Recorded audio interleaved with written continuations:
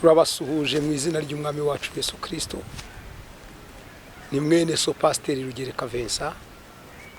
Ni muri bya biganiro byacu n'ubundi dusanzwe dukorana kuri Nkunda gusenga TV, kandi ndizera yuko mu biganiro byose twaganiriye mwafashijwe, Imana yabanye namwe, mwabonye ukuboko kw'Imana.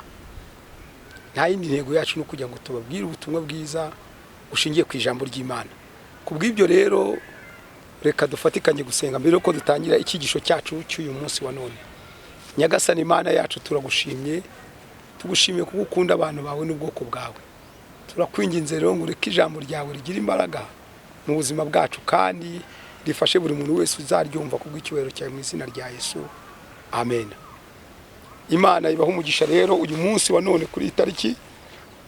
Turashaka kuganira ijambo ry'Imana, turashaka kuvuga imbaraga cyangwa inzira itugeza ku bubyutse. Uyu munsi wa none nta kindi gishobora gutuma abantu bagera ku bubyutse no gusenga, ariko reka tuvuge inzira zishobora kutugeza ku bubyutse.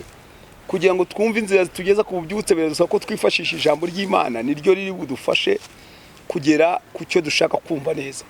Ijambo ry'Imana turifashisha ijambo ry'Imana riri mu Ngoma za 2 ibice 7 umurongo wa 13 n'umurongo wa 14. Dusome twumve icyo Bibiliya itubwira. Biravuga ngo iki?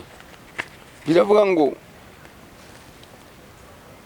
nindamuka nkinze ijuru ngo imvura ntigwe, cyangwa nintegeka inzige ngo zone igihugu, cyangwa ninohereza mugiga mu bantu banjye, maze abantu banjye bitiriwe izina ryanjye nibicisha bugufi bagasenga, bagashaka mu maso hanjye, bagahindukira, bakareka ingeso zabo mbi, nanjye nzumva ndi mu ijuru, mbababarire ibicumuro byabo, bakirize igihugu. Imana ishimwe cyane. Rero turashaka gufatira kuri iri jambo Imana yaganiriye na Salomo ngo rimwe ngo ari mu nzozi, ngo Imana ivugana na Salomo ngo kuko hari icyo yari yayibajije, yari cyari igihe cyo gutanga urusengero, ngo amajije ngo kudedicatinga cyangwa kumurikira Imana urusengero. Warangije ngo abaza Imana, none ko twebwe tutanze urusengero bizagenda gute muri kino gihugu? Abantu bawe bo urabashaka iki? Imana rero mubwira ijambo rikomera, mubwira ngo abantu bitiriwe izina ryanjye. Ariko kugira ngo imubwire ngo abantu bitiriwe izina ryanjye, hari ibyo yamubwiye bizaba. Yaramubwiye ngo inuza igihe kimwe nindamuka nkinze ijuru. Iyo birivuga ngo nindamuka nkinze ijuru haba habaye ikirero. Vuga ngo nindamuka nkinze ijuru imvura ntigwe. Vuga ngo Imana nifite imbaraga hejuru y'imvura n'imiyaga. Nindamuka nkinze ijuru imvura ntigwe. Ni ikindi kintu cya kabiri yamubwiye ngo nindamuka nkinze ijuru imvura ntigwe, cyangwa nintegeka inzige ngo zone igihugu. Aha niyo bari kuvuga inzige, nukuvuga ngo ni icyorezo, ni ibintu byose bishobora kuzana inzara mu gihugu, hakaza amapfa. Izo ni inzige. Bibiri tubwiye ngo iki nanone rero, nindamuka cyangwa ninohereza mugiga mu bantu banjye. Vuga ngo ni icyorezo. Ibi ni ibintu bitatu byose nk'abanyarwanda cyangwa abantu bari hano ku isi, ibintu byose twarabibonye mu buzima bwacu. Ariko biri tubwiye ngo iki? Ngo nindamuka nkinze ijuru imvura ntigwe, ninohereza mugiga mu bantu banjye, abantu bitiriwe izina ryanjye. Umurongo wa 14 biri tubwiye ngo iki? Iratubwira ngo abantu bitiriwe izina ryanjye. Rero ibi bintu byose hari ahantu bitwerekeza twese. Nindamuka nkinze ijuru imvura ntigwe, hari ibintu Imana ishobora kureka bikaza mu bantu, bikagera mu bantu, bikagera mu gihugu, bikagera ku bakomeye, bikagera ku boroshye. Rero ni iki? Ni imvura. Nindamuka nkinze ijuru imvura ntigwe, nintegeka n'inzige ngo zone igihugu, ninohereza mugiga cyangwa ibyorezo mu bantu banjye. Ibi bintu byagenze gute? Byagera mu gihugu gute? Bigeze mu gihugu mbese byagenda gute? Abantu bakwifata gute? Rero nubwo haba hari ibintu Imana ivuga ngo ibi bintu bishobora kuba, Imana ni Imana nziza ijya inama, itanga na provision, itanga n'igisubizo cy'ibibazo gihari. Igisubizo cyari kiri hano rero ivuga ngo iki? Hari inama ituruka mu ijambo ry'Imana. Inama ituruka mu ijambo ry'Imana iri ku murongo wa 14.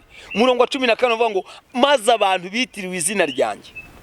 abantu bitirirwa izina ry'Imana hano Bibiliya yavugaga mu busobanuro bw'ijambo ry'Imana niki n'abantu Bibiliya yavugaga umwami yavugaga abatambyi ndetse n'abisiraheli bose muri rusange ruvuga ngo abantu bakomeye ari abayobozi n'abanyamadini n'abantu bitirirwa izina ry'Imana bakora umurimo w'Imana ndetse n'abaturage abo bose n'abantu b'Imana abantu bitirirwa izina ry'Imana babandi basenga bamwe bavuga ko bakijijwe Bibiliya ivuga ngo ikintu cyambere rero nibicisha ibi bintu biteye bagatera intambwe bavuga ngo nibicisha bugufi bagasenga iyi niyo ntambwe ya mbere bazatera nibicisha bugufi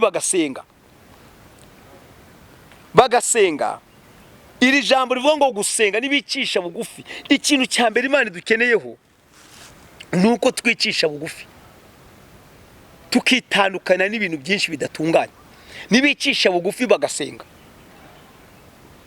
barangiza bagashaka mu maso hanjye Imana ishimwe cyane nibicisha bugufi bagasenga bagashaka mu maso hanjye kwicisha bugufi no gusenga ndeka nkubwire mwene data munyarwanda uri kunyumva uri kumva mvuga ikinyarwanda ikintu cyambere Imana igukeneyeho kugira ngo ukizwe biragusaba ko wicisha bugufi icishe bugufi wumvira ijambo ry'Imana nibicisha bugufi bagasenga bahamara gusenga bagashaka mu maso hanjye dukeneye ko dushaka mu maso y'Imana izi ni intambwe zitujyana ahantu zitugeza ahantu duhura n'Imana ibi byago byaje ariko ikindi kintu abantu bakeneye nuko ikintu cyambere bicisha bugufi bakanasenga baranyire bagasaka mu maso y'Imana Bibiliya ikavuga ngo bagahindukira ndashaka guhagarara cyane kuri iri jambo guhindukira iri jambo rivuga guhindukira niryo bavuga mu cyongereza ngo ni repentance guhindukira rero iyo bari kuvuga guhindukira nta kindi kintu bishaka gusobanura bishaka kuvuga nuvuga ngo nukuva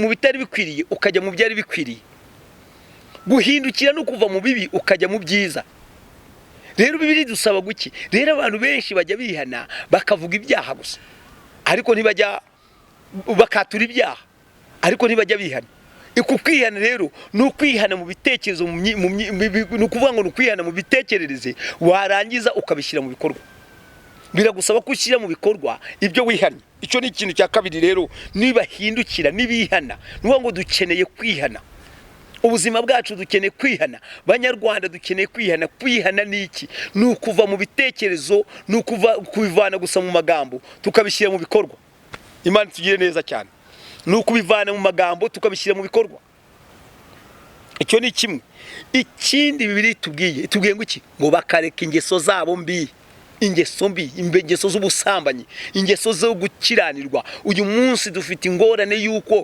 dufite abantu bafite ingeso mbi bamwe ngo nabatinganyi abagabo baryamana n'abandi ibyo ngibyo byose bijya bizana umuvumo ku gihugu no ku bantu no ku miryango intego mbi y'izi ngeso mbi zamaje kwaduka uyu munsi dufite abakobwa n'abasore bafite ingeso mbi dufite abagabo n'abagore bafite ingeso mbi ariko biravuga ngo iki nibareka ingeso zabo mbi izi ni intambwe abantu bazatera izi ni intambwe abantu baziyemeza gukora nibareka ingeso zabo mbi izi ni intambwe nibicisha bugufi bagasenga bagashaka mu maso hanjye bagahindukira barangiza bakareka ingeso zabo mbi nuvuga ngo kwihana rero nuguhindukira nukuva mu bibi ukajya mu byiza kwihana nukuva aho wari uri ugahindukirira Imana rero ntago kwihana ari akantu gatoya gusa ni sije nini cyane twakavuze ariko biravuga ngo nibihana barangiza bagahindukira bamara guhindukira bakareka ingeso zabo mbi iyo umuntu amaje guhindukira ava mu ngeso mbi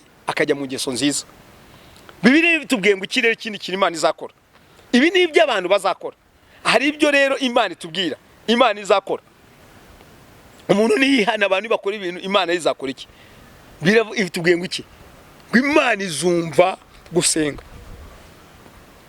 icyo ni cyo kintu cya mbere Imana izumva amasengesho yacu kuko twihana Imana izumva amasengesho icya kabiri izababarira ibyaha byacu icya gatatu izadukiriza igihugu izagukiriza ubutaka izagukiriza business uyu munsi murasaba abantu benshi barasaba ngo rwose ngo mudusengere reka nkubwire hari ibyo Imana iri gushaka niwicisha bugufi ugasenga warangiza ugashaka mu maso y'Imana warangiza ugahindukira ukareka ingeso mbi Bibiliya ivuga ngo Imana izumva gusenga kwawe icya kabiri izababarira ibyaha Imana izakubabarira ibyaha icya gatatu izakiza igihugu Imana itugirire neza cyane izadukiriza ubutaka ibyo dukora byose Imana izabiha umugisha izadukiriza igihugu. Banyarwanda niba dushaka igihugu cyacu gikira, igihugu cyambere ni urugo rwawe. Imana izakiza urugo rwawe, izakiza ubuzima bwawe, ariko wabanje guhindukira. Uyu munsi rero izi ni intambwe enye zishobora kukugeza ku bubyutse. Iyo ububyutse bwaje, Imana yumva amasengesho. Iyo ububyutse bwaje, abantu bababarirwa ibyaha. Iyo ububyutse bwaje, Imana ikiza igihugu, abantu bakaba amahoro, imiryango ikagubwa neza. Rero nitwicisha bugufi, tugasenga, tugashaka mu maso y'Imana, tukareka ingeso mbi, twarangiza tukihana, Imana izadukiriza igihugu. Izumva iri gusenga, izumva gusenga, nirangiza tubabarira ibyaha, idukiriza igihugu. Rero aho uri hose ndashaka ufatanya nanjye gusenga. Mbese nawe waba ushaka gutera intambwe nta yindi banga ryo gutera kugira ngo ugere ku zino ntambwe.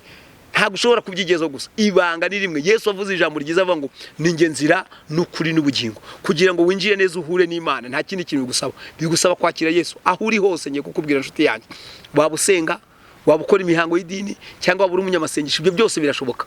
Ariko reka mbanze nkubwire, mbese wakiriye Yesu nk'umwami n'umukiza w'ubuzima bwawe? Mbese wageze mu nzira nyayo, kwinzira nyayo itugeza ku Mana, cyangwa ishobora kutugeza ku bubyutse ari ukwizera Yesu? Ndabanza ngusengere.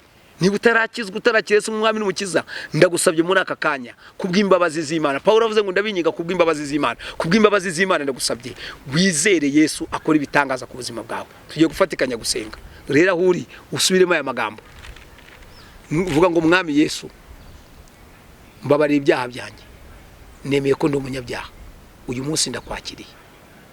Nkuraho ibyaha byanjye byose. Ndakwizeye ngo ube umwami n'umukiza w'ubuzima bwanjye. Izina ryanjye uryandike mu gitabo cyo mu ijuru, mu izina ryawe Yesu, amen. Imana iguhe umugisha. Niba ufatikanyije nanjye gusenga watwira isengesho, urakijijwe. Rero aho uri mwene data mu Kristo munyetorero, tera izi ntambwe uzagera ku bubyutse, kandi Imana izahindura ubuzima bwawe. Imana izakiza urugo rwawe, izakiza ubuzima bwawe, kuko wateye intambwe. Izi ntambwe ukoresha tu no kwicisha bugufi, no gusenga, gushaka mu maso y'Imana, ndetse ugahindukira ukava mu ngeso mbi. Imana izabana nawe. Reka dufatikanye gusenga, kandi Imana iguhe umugisha. Mwami ndagushimye, ndaguhimbaje, ngushimiye kuko ukora ibitangaza n'ibimenyetso ku bantu bawe. Hindura ubuzima bwa benshi kandi ubakize. Ijambo ryawe risoze ku buzima bwacu, kandi umugisha abana bawe kubw'icyubahiro cyawe. Urakoze kumva gusenga no kwinginga mu izina rya Yesu Kristo w'i Nazareti, amen. Imana ibahe umugisha mu izina rya Yesu, amen.